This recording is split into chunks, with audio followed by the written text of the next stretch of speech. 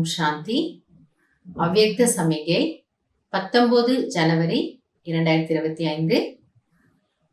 இன்று பாப்தாதாவினுடைய மகா வாக்கியம், जैसे वाचा सेवा नेचुरल हो गई है, ऐसे मनसा सेवा भी साथ साथ और நேச்சுரல் हो. பாபா சொல்றாரு, எப்படி உங்களுக்கு வார்த்தைகள் மூலமாக, அதாவது ஞானம் கொடுக்கக்கூடிய சேவை என்பது சகஜமா இருக்கும், அதை நம்ம ஒரு நல்ல ஒரு சேவை அப்படின்னு நம்ம புரிஞ்சு செய்யறோம். யாருக்கோ ஞானம் கொடுத்து அந்த ஆத்மாவுக்கு ஒரு நல்ல ஒரு மாற்றம் வந்தது, லைஃப்ல அவங்க சந்தோஷமா இருக்காங்கன்னா நல்லது தானே, நம்ம அந்த சேவை செய்யறோம்.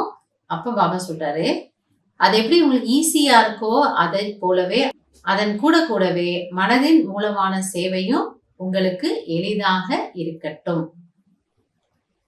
वाणी के साथ मनसा सेवा भी करते रहो तो आपको बोलना कम पड़ेगा.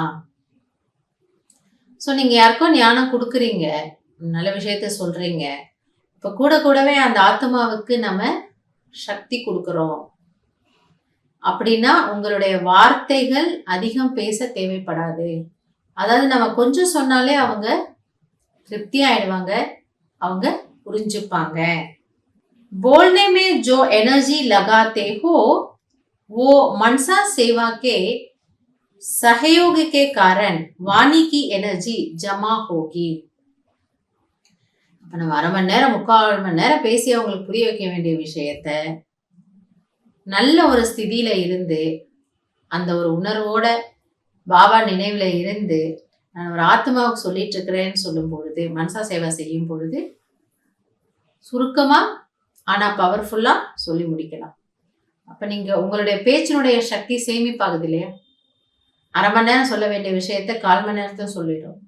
1/4 மணி நேரத்தினுடைய பேச்சினுடைய சக்தி சேமிப்பாகுது. और मनसा की शक्तिशाली सेवा सफलता ज्यादा अनुभव कराएगी. மற்றும் இந்த மனதினுடைய சக்திசாலியான சேவை உங்களுக்கு அதிகமான வெற்றியை கொடுக்கும், அதிகமான வெற்றியை அனுபவம் செய்ய வைக்கும். எனவே பாபா மீண்டும் சொல்றாரு, மனதின் மூலமான சேவை உங்களுடைய பேச்சின் மூலமான சேவையினுடைய பலனை அதிகரிக்கும். ஒண்ணு, உங்களுக்கு டைமும் குறைவா தேவைப்படும், அதிகம் பேச வேண்டி இருக்காது, ஆனால் பவர்ஃபுல்லான சேவையா இருக்கும். அதுல உங்களுக்கு நிறைய சக்தி கிடைக்கும், பலன் கிடைக்கும். அதனால ஞானம் சொல்வதன் கூடவே மனதின் மூலமான சேவையும் நீங்க செய்துக்கோங்க. நல்லது. ஓம் சாந்தி.